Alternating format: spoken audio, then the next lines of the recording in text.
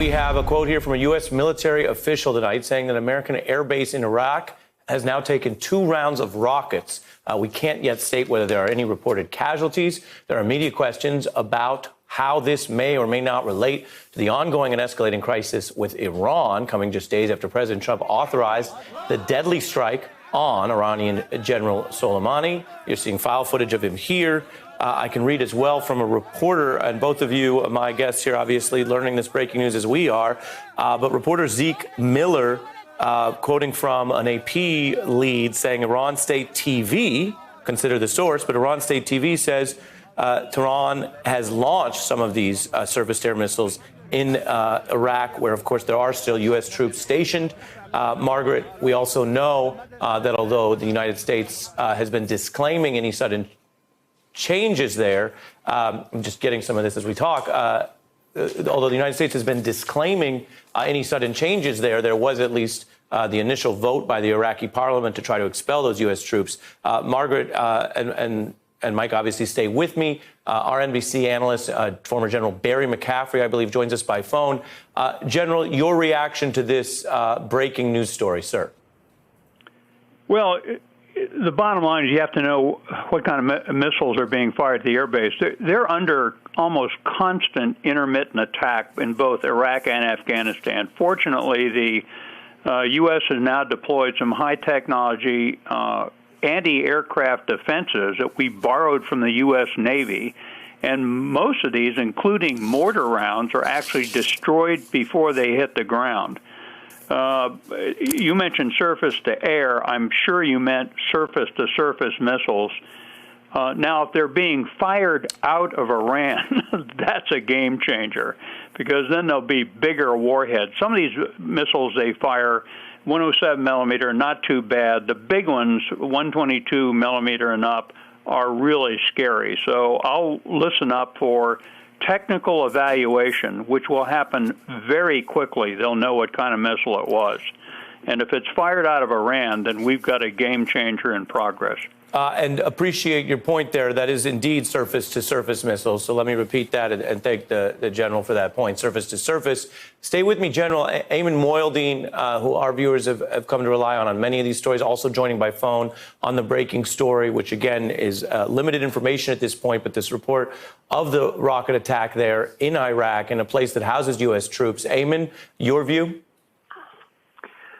So, Ari, this was something that it's safe to say the entire region was bracing for on a few different levels. One, there's no doubt that over the past several days, the Gulf countries, the Persian Gulf countries, the Arabian Gulf countries were anticipating a response by Iran into their neighborhood, so to speak.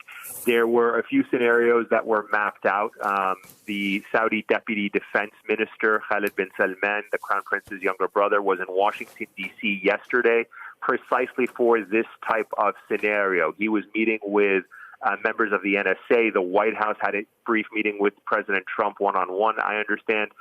And all of it revolved around what would happen in the event that Iran responded. They gamed out a few scenarios, including the possibility that Iran would attack directly as opposed to through its proxies. Now, in the last 72 hours or so, the rhetoric coming out from Iran made clear that Iran would take ownership, would take some kind of ownership of whatever that response was going to be.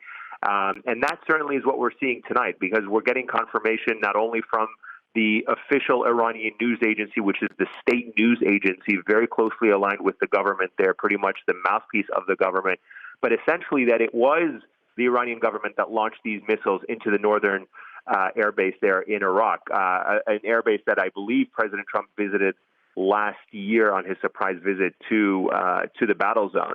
So this is a pretty significant development on two fronts. One, as we assess the damage, as we assess whether or not there were any casualties, and certainly we'll find out more about that in the coming hours, what you are seeing is that the Iranians delivered what they said they were going to do, which is a direct response on an American military target in the region.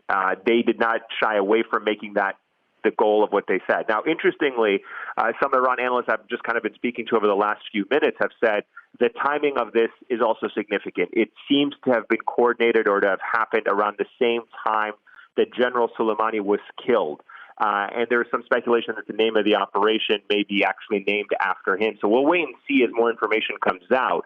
But in the initial read of what has happened over the past couple of days, and certainly tonight, it is Iran delivering what it said it was going to do, which is an initial response. As General McCaffrey was saying, it is a bit of a game changer. Iran has not been known to act directly against military assets, certainly not American military assets. They have carried out those drone attacks. They've used proxies to attack other facilities and other Western interests. But this would be the first time in recent memory that the Iranian military has directly engaged the American military with these surface-to-surface missiles.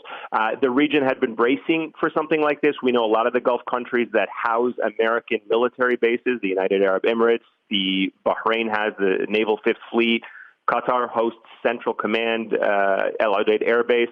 All of those had been put on heightened state of alert, as well as the diplomatic facilities as well.